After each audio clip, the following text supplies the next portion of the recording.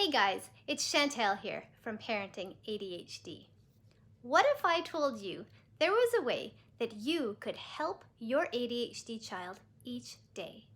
A way that could be fun and healthy and good for you too. Would you be curious? Would you say, yes, please, we so need that in our family?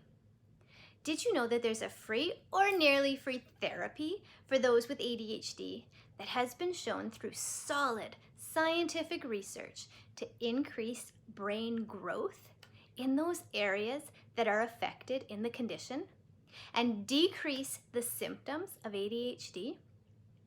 Do I have your attention yet? Exercise can do all this and more to help your child with ADHD and you. Exercise is not just for those with hyperactive ADHD. And it's not just a means of getting that extra energy out so that they can sit still in class and fidget less. Exercise is a scientifically valid and solid way of doing so much more to help your child with ADHD.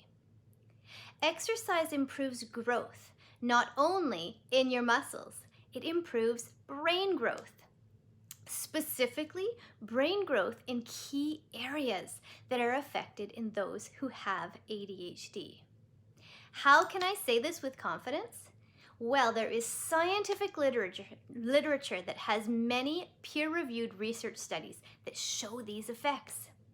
Using different exercise programs, researchers have found that there are neurochemical changes in the brain that increase. Three key ones are BDNF, which stands for brain-derived neurotrophic growth factor, IGF-1, which is insulin-like growth factor, and VEGF, which is vascular endothelial growth factor. These neurochemicals increase brain growth and blood vessel growth. Researchers have shown that ADHD affects at least 5 areas of the brain. It affects the size of these areas and their functionality through changes in neurochemicals, such as dopamine. Regarding size, there is a delay in the growth of these 5 areas of about 30%. The size of these areas does increase eventually and catch up to those non-ADHD brains, but it takes longer. This is why, at a whole person level, we see that those with ADHD often act younger than those with a similar age. As a side note, if you were to look at your child and assess their behavior in light of a child 30% younger, you might notice that the behavior is more of what you'd expect for someone that age. So if a 10-year-old child with ADHD could be expected to have behaviors that would be expected of a 7-year-old, that would be the 30% decrease. Now, while the size changes or differences do adjust with age, the neurochemical changes that affect ADHD do not. Okay, back to exercise. The fact that exercise has been shown to increase brain growth is such a good thing for those with ADHD. Exercise can help grow the areas of the brain that are affected in those with ADHD. One area is called the hippocampus. This is an area of the brain that contributes largely to learning and memory. Research has shown that exercise increases neurogenesis, which is the process of growing new nerve cells in the hippocampus. This brain growth contributes to enhanced learning. It's been measured.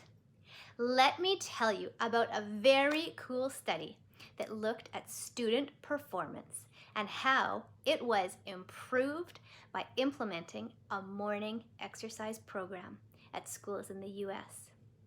At a high school near Chicago, some forward-thinking, creative physical education teachers implemented a morning exercise fitness program for their students.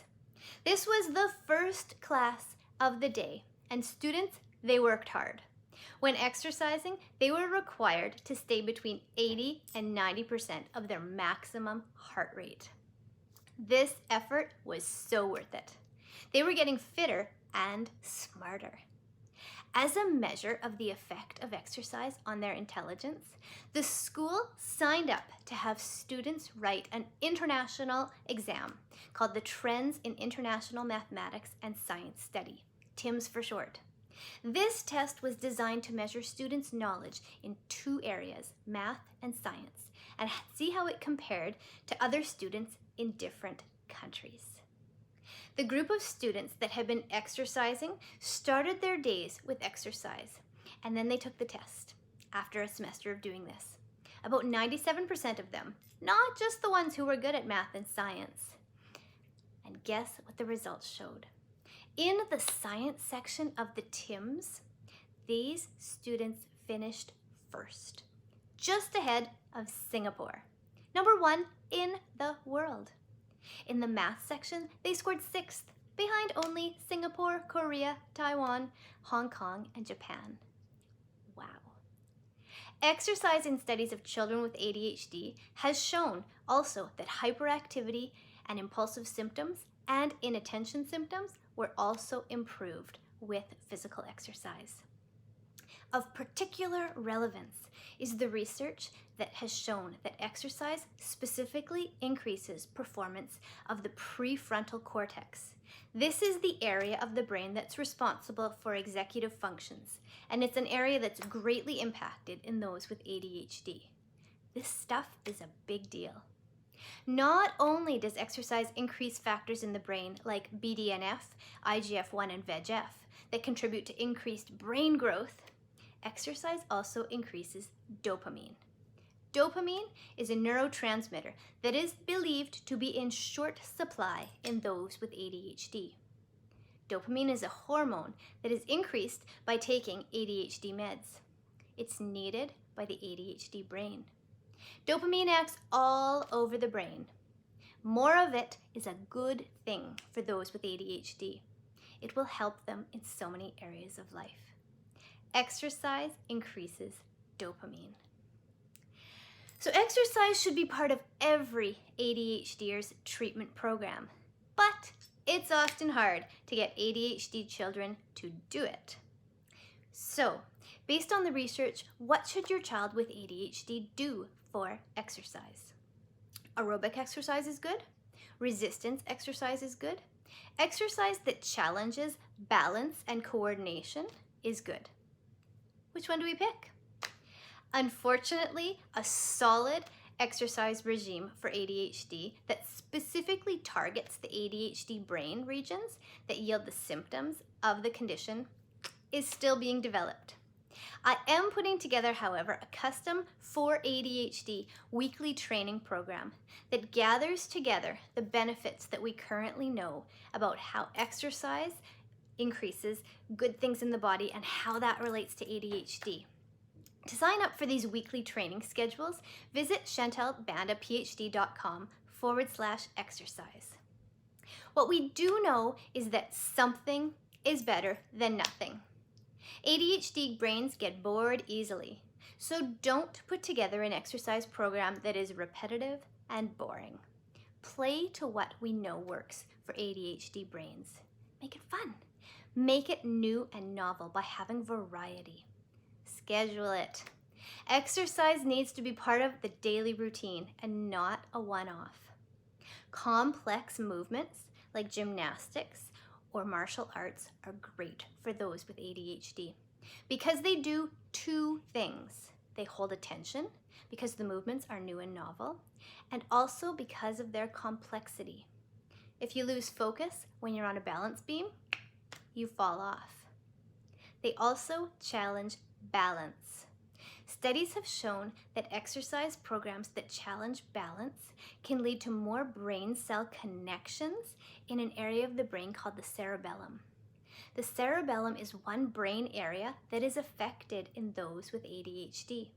And so greater cell connections within the cerebellum will be of benefit to those with ADHD.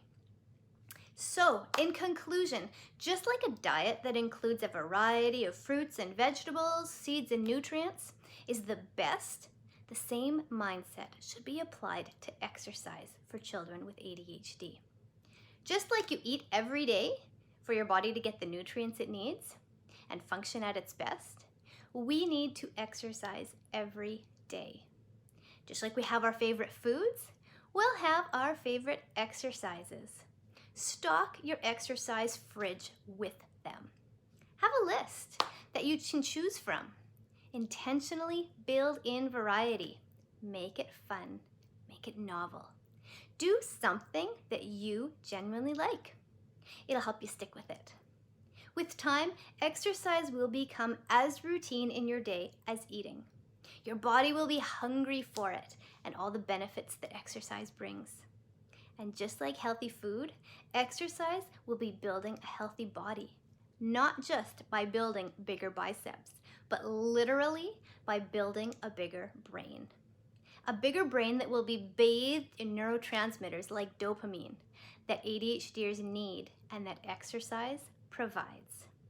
So grab your shoes and head outside with your child and get that heart rate up. Have fun.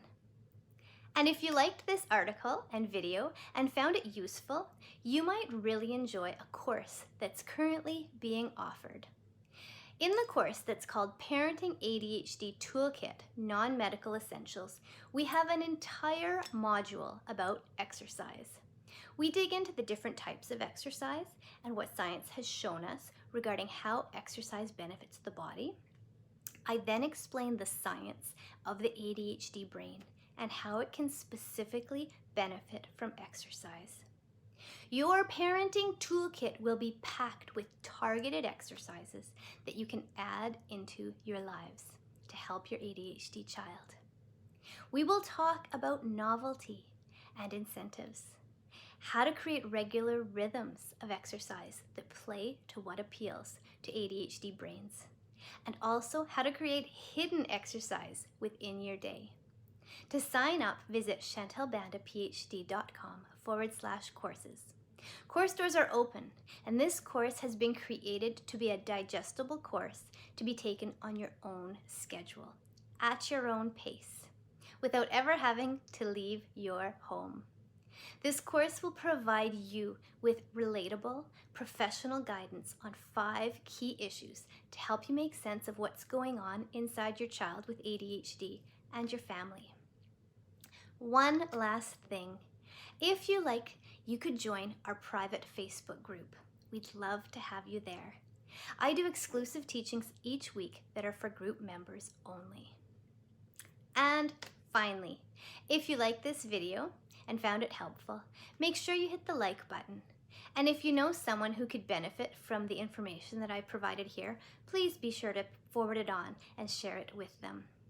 And then hit that subscribe button because I'm put together videos like this to help you on your journey of parenting ADHD every single week. You can watch for them coming out on Wednesdays. Thanks so much for watching. See you guys next time.